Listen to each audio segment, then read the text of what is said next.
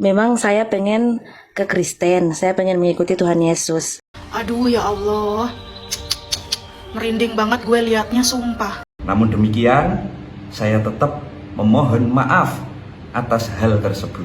Shalom Bapak Ibu yang terkasih dalam nama Tuhan Yesus Kristus. Pada video kali ini kita kembali untuk mereaction video TikTok. Tentu ini secara random lagi yang kita reaction, karena ada beragam yang akan kita reaction pada video ini. Dan semoga nanti kalian suka. Supaya tidak salah paham dengan isi videonya, mari kita saksikan video ini sampai selesai. Dan kalian juga wajib mendengarkan apa tanggapan dari saya tentang video yang kita reaction. Oke, langsung aja kita ke videonya. Bohong demi kebaikan ada? Ada? Boleh bohong demi kebaikan? Boleh? Aku ulangi lagi, bohong dosa?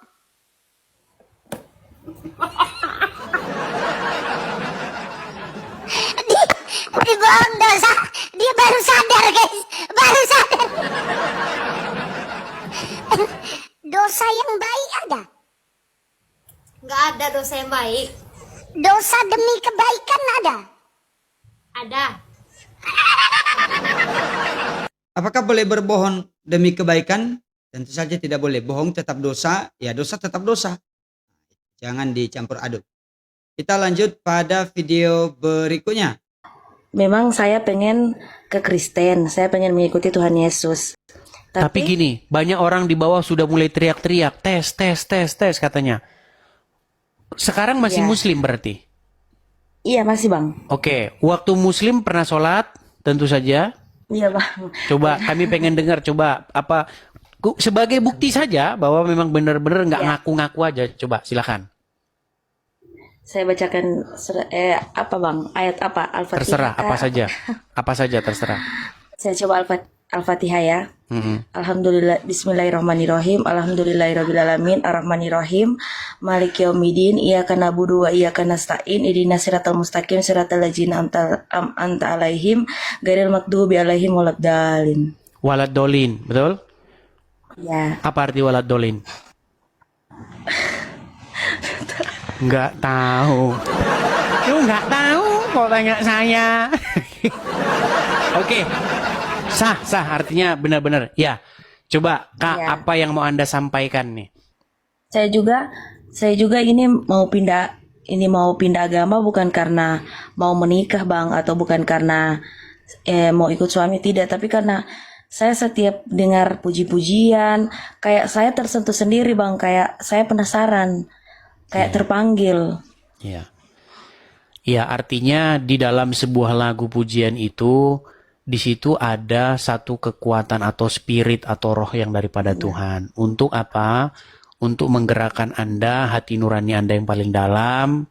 Untuk apa? Untuk mengikutinya, begitu. Iya Bang, Seperti itu. karena saya pertama kali ikut gereja itu 2024, pertama kali saya ikut ibadah.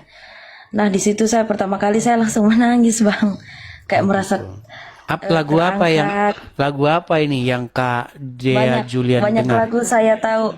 Satu lagu apa coba? Kami pengen dengar coba.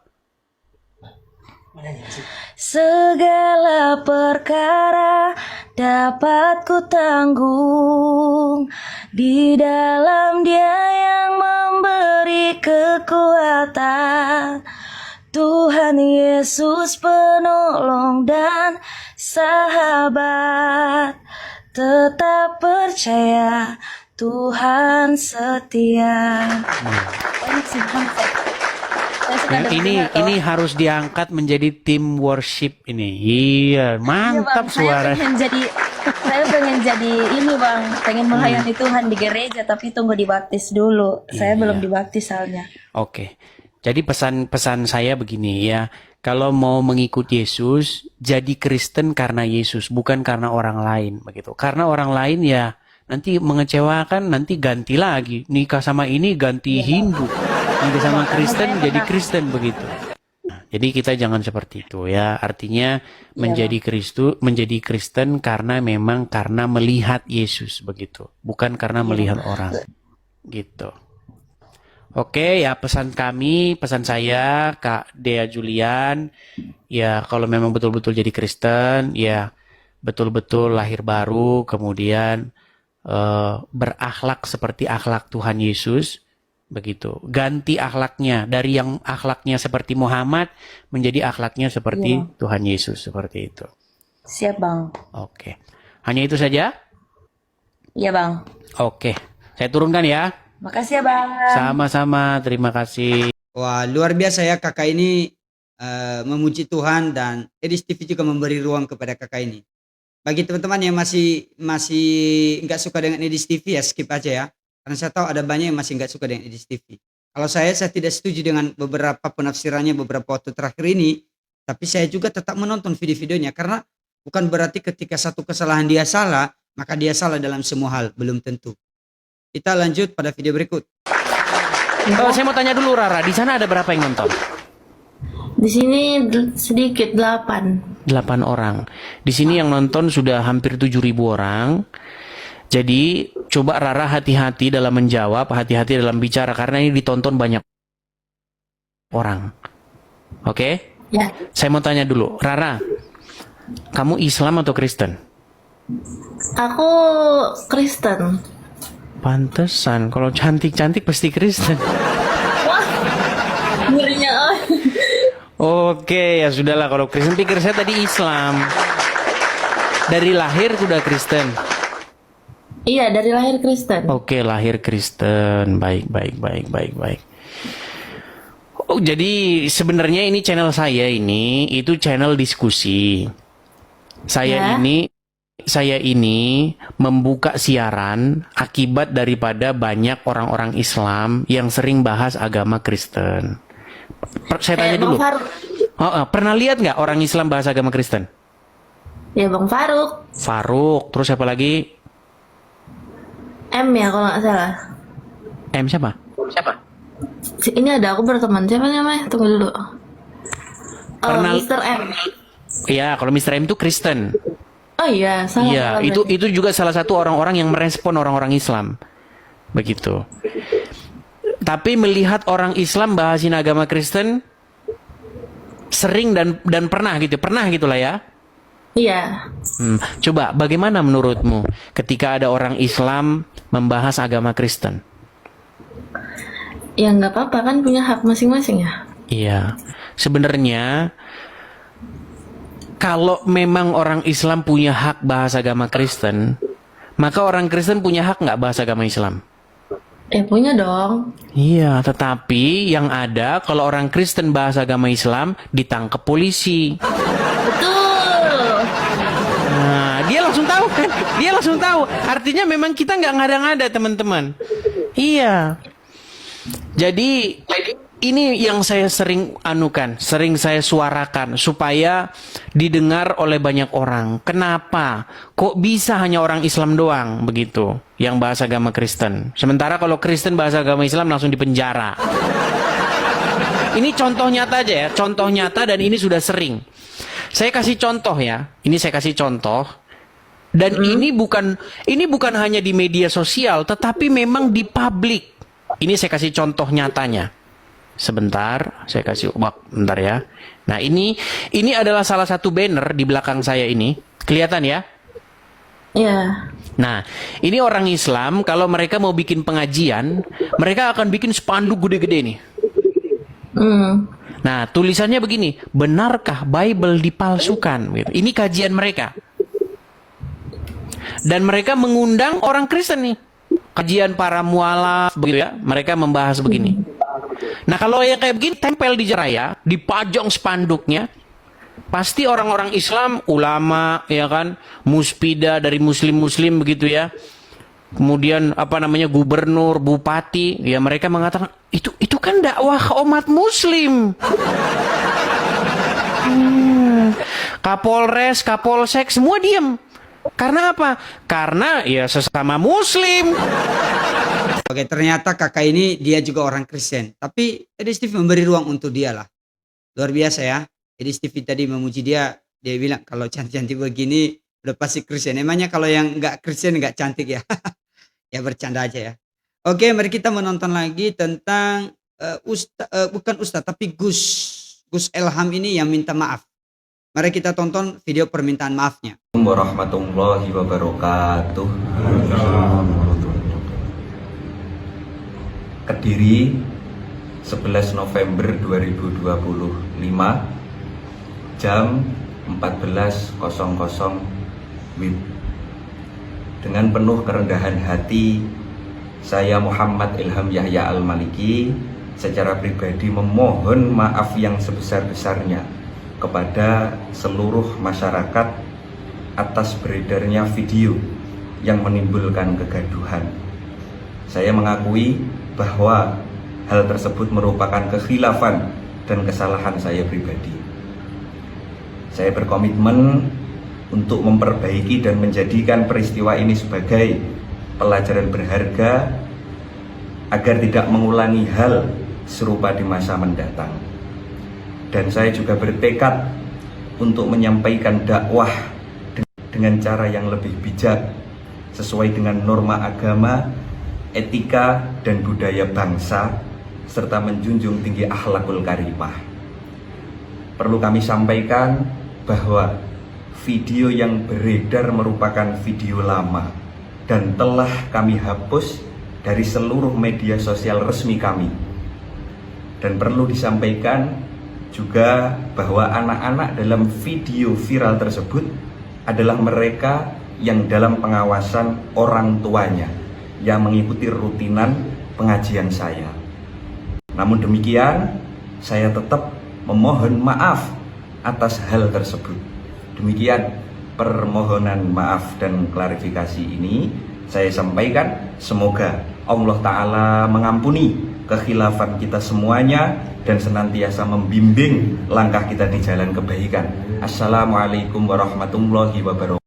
Gimana menurut pendapat kalian? Apakah permintaan maaf itu jangan-jangan sekadar setelah minta maaf terus melakukan lagi? Kalau berulah lagi tinggal minta maaf lagi, apakah seperti itu? Ya kurang tahu dalam konsepnya si Gus Elham ini, kita nggak tahu.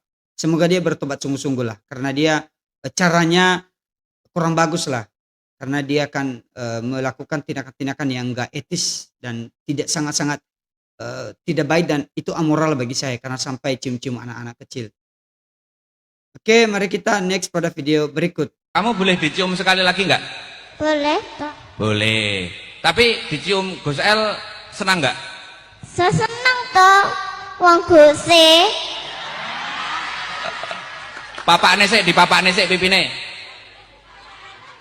Aduh ya Allah, merinding banget gue liatnya, sumpah.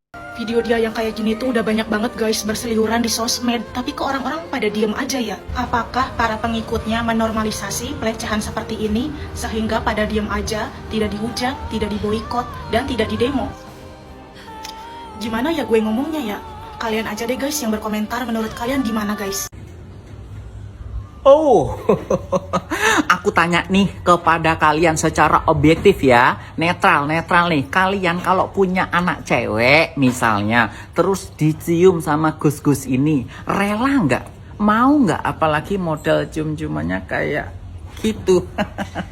Gimana? Jujur deh. Kalian rela nggak anak kalian digituin sama Gus-Gus ini? Ya walaupun ini pemuka agama, penyiar agama, tapi kalau modelannya seperti itu, ya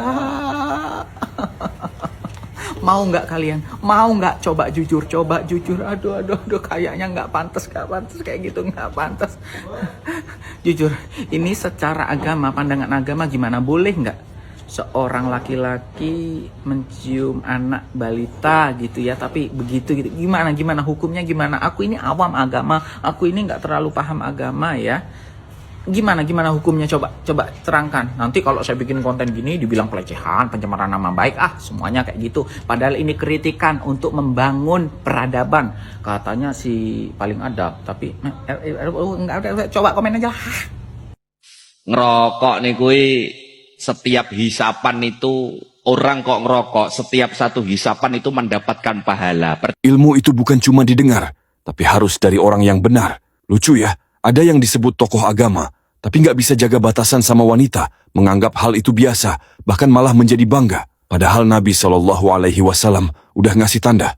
Di akhir zaman nanti akan ada orang-orang yang nuntut ilmu dari Asy-Syaghir, dari Abu Umayyah Al-Jumahi radhiyallahu anhu. Nabi SAW bersabda, di antara tanda-tanda kiamat adalah ketika orang-orang menuntut ilmu dari Asy-Syaghir. Hadis riwayat Ibnul Mubarak dalam Az-Zuhd. Siapakah Asy-Syaghir? Kata Ibnul Mubarak, mereka itu ahlul bid'ah, orang yang nyimpang dari jalan sunnah, tapi masih dijadikan panutan. Makanya Muhammad bin Sirin rahimahullah mengatakan, ilmu ini bagian dari agama kalian. Maka lihat dari siapa kalian ambil agama kalian. Karena kalau sumbernya salah, pemahamannya bakal salah, dan amalnya pun bisa salah. Jadi berhati-hatilah. Jangan asal kagum dengan gelar lokal. Jangan asal menuntut ilmu dengan yang viral. Ambillah ilmu dari mereka yang mencontoh Nabi dari nilai moral. Ini video-video ini tadi ada empat video ya. Mereka semua ini saya lihat tadi beragama Islam semua teman-teman. Jadi mereka itu sama-sama memberi komentar bahwa mereka tidak setuju seperti apa yang dilakukan sama Gus Elham ini. Jadi mereka nggak setuju. Ya apalagi kita yang lain yang melihatnya lah. Mereka aja yang seiman ya mereka nggak setuju. Apalagi kita. Oke, mari kita lanjut pada video berikut. Gus muda asal Jombang, Jawa Timur ini ngadi-ngadi deh. Masa dia bilang rokok merek Sampurna bagian dari Tauhid? Dia nunjukin huruf A di logo rokok Sampurna katanya itu lambang Allah. Terus tulisan Sampurna di bungkus rokok dimaknai sebagai Allah yang sempurna. Lah kok bisa nyambungnya ke situ? Nama Gus muda itu Muhammad Iza Sadewa, anak dari Kiai Haji Imron Jamil, pengasuh Ponpes Kiai Mojo Jombang. Iza ini kelahiran 2001, dikenal sebagai pendakwah muda NU yang sering tampil dengan gaya nyentrik dan kadang kontroversial. Video Iza bilang rokok Tauhid Allah ini bisa dilihat di akun Instagram Fuadbah 6 November lalu. Dalam video itu Iza ngomong lantang di depan ratusan jemaah sambil ngaku dia sendiri perokok. Saya ini perokok, ya cari panas dengan merokok, katanya sambil ketawa, disambut tawa jemaah. Terus dia lanjut ngomong setiap hisapan rokok bisa mendatangkan pahala. Katanya setiap tarikan napas dan hembusan asap rokok itu bunyinya hu, yang dia tafsir sebagai zikir Allahu. Video itu ternyata bukan baru direkam, tapi berasal dari 2017 pas Iza masih berusia sekitar 16 tahun. Tapi sekarang viral lagi. Netizen pun ramai-ramai berkomentar mengecam. Udah masuk ranah penistaan agama gak sih? Nama Allah kok disama-samain sama merek rokok? Tulis seorang netizen. Marah bet lihat dakwah ngawur kayak gini, seakan mempermainkan Allah. Yang tahu bocahnya boleh spill dong? Tulis netizen lain. Yang kayak gini masih ada jemaahnya? Tulis netizen lain. Kecaman juga datang dari Ketua Majelis Ulama Indonesia, Pusat Bidang Dakwah dan Ukhuwah, Kiai Haji Khalil Nafis. Lewat akun media sosial X pribadinya, dia ngeluapin kritiknya dengan tajam. Penceramah muda model kayak gini yang bikin rusak, alih-alih masyarakat tambah benar, tulis Kiai Khalil. Waktunya orang ini ngaji dulu sebelum ceramah, biar isinya tak cuma ngarang-ngarang aja. Saya minta masyarakat pandai mengundang penceramah yang alim dan benar, lanjutnya. Tapi ternyata bukan cuma Iza yang ngomong begitu. Seorang ustadz muda lain, Elham Yahya alias Gus Elham, juga pernah bilang ngerokok dapat pahala. Ini bisa dilihat di akun Instagram Gubuk Filsafat pada 19 Oktober. Dia juga bilang setiap hisapan rokok itu zikir Allahu. Jadi katanya napas orang yang ngerokok itu selalu berzikir kepada Allah. Nah, ini pada kenapa ya? Dari sisi teologi Islam, tauhid itu pilar utama. Ngait-ngaitin tauhid sama bungkus rokok atau asap rokok jelas jauh banget dari pemahaman para ulama mainstream. Secara medis juga jelas rokok ngerusak tubuh dan nyakitin orang sekitar. Banyak ulama bahkan mengkategorikan rokok sebagai makruh atau haram karena bahayanya nyata. Jadi narasi ngerokok dapat pahala tuh gak cuma ngawur, tapi bahaya banget. Kalaupun ceramah Iza ini disampaikan pas umur 16 tahun, artinya belum matang secara keilmuan dan tanggung jawab publik. Dan tolong banget ya, kalau mau ngerokok ya ngerokok aja. Gak usah dicocok logiin pakai dalil aneh biar kelihatan islami. Jangan sampai hal yang jelas-jelas ngerusak kesehatan malah dicari pembenarannya pakai alasan tauhid atau zikir. Kasian orang-orang yang dengar terus percaya mentah-mentah. Bisa salah paham dan mikir rokok itu ibadah. Padahal ya bukan. Kalau mau berdakwah, berdakwalah dengan ilmu dan tanggung jawab. Jangan cuma modal nekat dan gaya nyentrik doang. Yuk beragama pakai akal. Ya, dari Gerakan Peace ID, video ini yang dimaksudin tadi saya sempat nonton juga reaction dalam video sebelumnya. Ya, masa disama-samain lah gitulah. Itu kan agak-agak kurang ya. Merek Sampurna terus itu bagian dari tauhid. Itu kan nggak sesuai harusnya ya. Jangan sampai dia pakai itu untuk memperalat bahwa dia boleh merokok, padahal dia juga seorang seorang pendakwah. Anak muda ini padahal masih muda loh, tapi kelakuannya ya seperti itu, menunjukkan hal-hal negatif di depan umatnya. Saya nggak tahu ya kalau di Islam itu ya, apakah seperti ustadz, seperti atau pemimpin-pemimpin agama lah, apakah mereka boleh merokok apa enggak? Saya nggak tahu, apakah bisa. Baik Bapak Ibu, terima kasih untuk semuanya yang telah kalian tonton, kalian telah memberi waktu untuk menonton video-video yang kita reaction. Semoga kalian suka dan sampai jumpa kembali pada video berikutnya. Tuhan Yesus memberkati kita semua. Shalom.